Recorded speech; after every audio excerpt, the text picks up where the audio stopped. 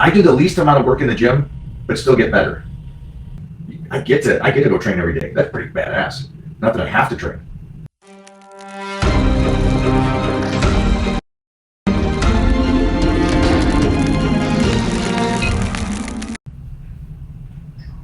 I want to ask you, you talking about cardio and cardiovascular health, right? So I was talking to a doctor recently, right? He was telling me that, okay, so I want to hear your opinion. Yep.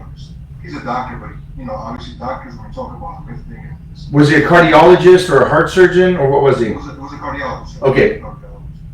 And he was telling me that, okay, two things. Heavy lifting over a period of time, long period of time, is not great for your heart. He said that because actually your heart can actually grow also, like just a muscle can grow. And the second thing is, it's also not good for your blood pressure. He told me about bodybuilders that deal with blood pressure issues. Have you heard that before? And have you dealt with blood pressure issues over the course of your career where you had the heart problems? No, I haven't. And I got off a phone yesterday with an interview with a cardiologist, one of the biggest heart surgeons out of Tennessee. And the one thing he talked about was the aspect of weightlifting was good for you.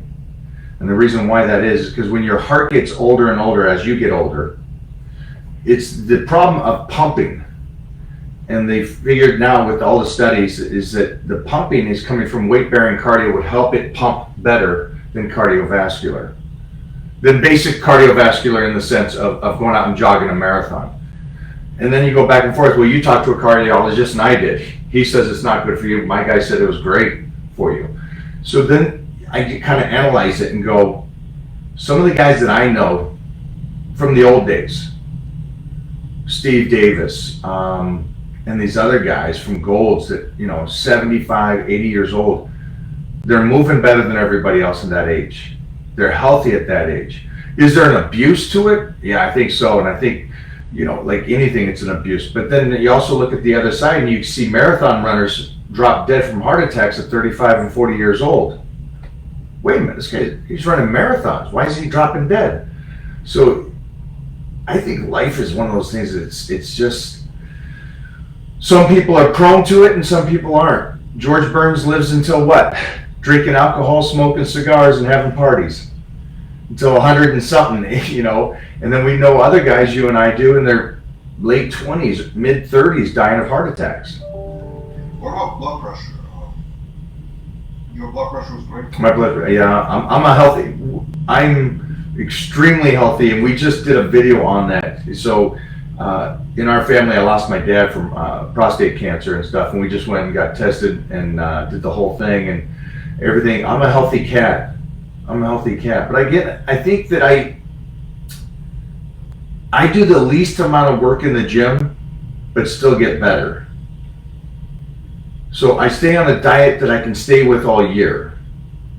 I do cardio periods of time to get sliced and then back off. So I'm not destroying the body. Like as well as I do, most people go in there and just go crazy. 2-3 hours of training. They're doing everything. They're loading up so many calories. They're doing all this stuff over an extreme. And so it's a hard judgment to go, wait a minute, the marathon runner dies and then we got pro bodybuilders dying. So I don't know who's right. All I do know is this. For me and everybody I've worked with around the world, the least amount of work, but still get better. Does that make sense to you? It's not about going in there and being a beast, like we go back to the guy being tough because his dad died. I'm tough, I don't have to do it. I'm tough, I work out 3 hours a day. It's not tough, that's dumb. Go in, do the work you need to do, get better, and get the heck out. Go recover. So that's how my approach has always been. And so I see these guys and these mid 40-year-old guys now that are talking about health and fitness and what to do, and I can see the chip on their shoulder because they never became a successful bodybuilder.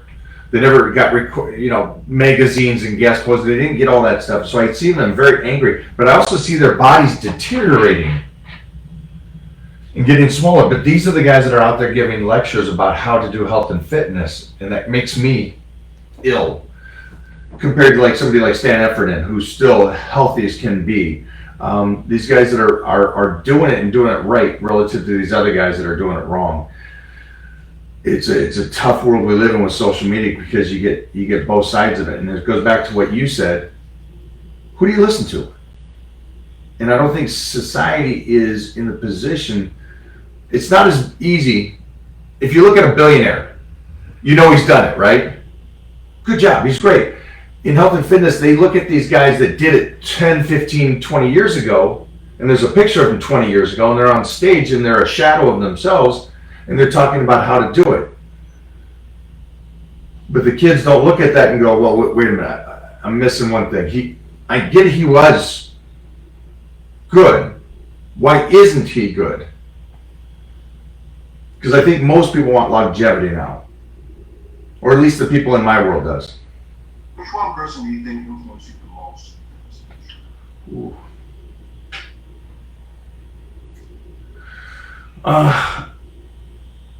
I think it was like Arnold and Bruce Lee from outside sources that pushed me.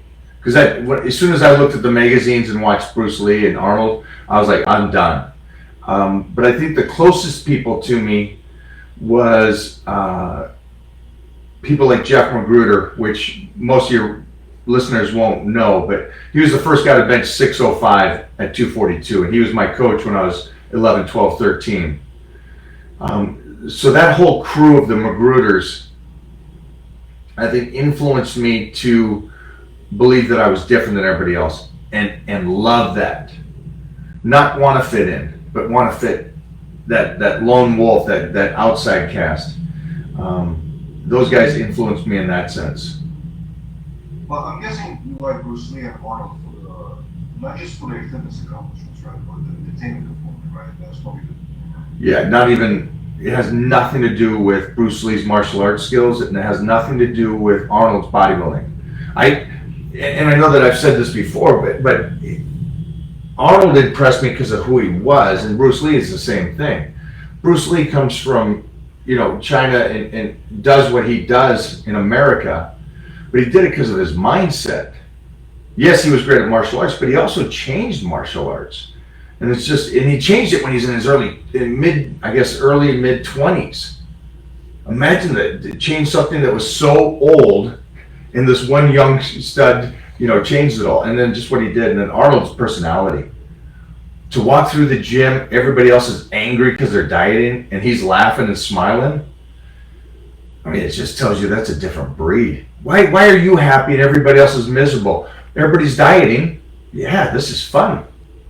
I get to do this. I don't have to do this. I get to do this. And I think that's where it changes everything. I get to go train every day. That's pretty badass. Not that I have to train. How do you feel about this completely different, we're going in a different direction here. How do you feel about the Logan Paul fight with Mayweather? A lot of people are complaining about it because they're saying it's the value of boxing, but it's actually very entertaining. How do you feel about it?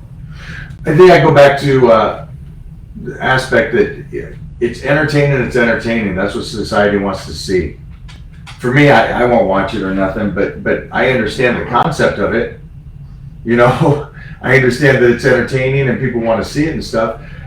I said this to some old-time bodybuilders that don't have a big following on social media. They're like, I won the titles, I won all this, and I don't get the respect I deserve. And it's like, it's the world, it changes. You got to keep adapting, you got to keep going, you got to keep moving with it. It's a personality. Bruce Lee and Arnold made it because of their personalities. If they were boring cardboard, they wouldn't have made it, regardless of what their talents were. And I think the same thing with Paul Logan I think that's his name, right? Logan Paul. He gets under people's skin, and so people want to see him get his ass kicked, and he markets it. It's like social media guys that do the natty or not. They're nobody, but you can at least put videos out of somebody and get people to go and jump in on it, so that makes them famous in a sense. So it's the same. Anything you can trigger to get society to follow you, it works. What do you think of it? What do you think of the fights? Well, I mean, it's clearly going to be Mayweather's going to win, but I think think the point is there's always an element of what if, you know what I mean? What if he catches the most crazy shot, you know what I mean? Or plus maybe people just want to see, you know, Logan Paul get beat up. So I think it's probably a big portion of people don't want to see that. I know that for me and the people around me, they just want to see him get his ass kicked. Right. Yeah, and he's smart, and he's okay with that he knows a big majority. I don't know who said it, but they said, love me or hate me, I'm getting paid. I don't know if it was Conor McGregor or Mayweather or somebody, but they said they love me or they hate me, I'm still getting paid. And that's what that Logan Paul guy is doing, and he's doing it great. I mean, Mayweather, I would like to see Mayweather fight both brothers. I think the biggest concern is what's happening with sport, you know? Like you often hear people always say it's bad for the sport, it's bad for this. Even in bodybuilding too, like people said, like, you know, you mentioned Cristiano, people used to say he's bad for bodybuilding, you know? Like a lot of pro bodybuilders behind the scenes would say he's terrible for bodybuilding, right? Like, because he's not a pro, but he's more popular than the pros. It's almost like you got a situation where you're taking the spotlight away from the guys that are on stage. You know what I mean? Like, but I don't think it's right or wrong to that, right? Like, ultimately, the audience decide what's in demand, right? How many? Supply and demand. Yeah. How many great actors knew martial arts and made it famous off of that? They weren't great actors, but they were great martial artists, so they could do it. So in this sense, it's personality over physique. He had a great personality. People loved him. And so, yeah, he makes it big. And I can understand them saying, well, yeah, but it makes us look bad. And it's one of those things that we're trying to hold on to the old days, and it's changing quick. It's changing so quick. And so, yeah, I understand boxing in the sense how they may feel like it's dropping it. But these guys are making more money and more pay-per-views than the champion boxers. So I don't know how that comes into play. It's, you know, what makes the most for a college? It's the guy's football team. So any way you can make something big, I guess, is what the society is all about now. Right. Well, how do you feel about the pro bodybuilding right now? You know, Big Romney winning Olympia. What do you think is going to, like, do you think it's going to take, you know, in the direction of mass monsters again? Like, how do you see the future of the Olympia going? Well, I think he looked great though. So I know mass monsters, but I think he had shape too. I think he looked great, and he's such a kind soul. You know, skip being a kind person. I can just stand around him, and you can just feel he means well in life. And so I like the aspect that he got his. But that whole top class, you know, all those guys, I love all those guys. They're good people. They're good representation for bodybuilding. I think that the other sides, that their society is more. I don't know if the numbers show it, but it seems as though society really loves the classic more so than the main class, I guess. What do you find? I mean, it's definitely very popular, the classic, but I think Men's Open still generates the most views when it comes to the ratings, you know? Just because it's the, you know... The freaks. They're ultimate, it's the ultimate factor.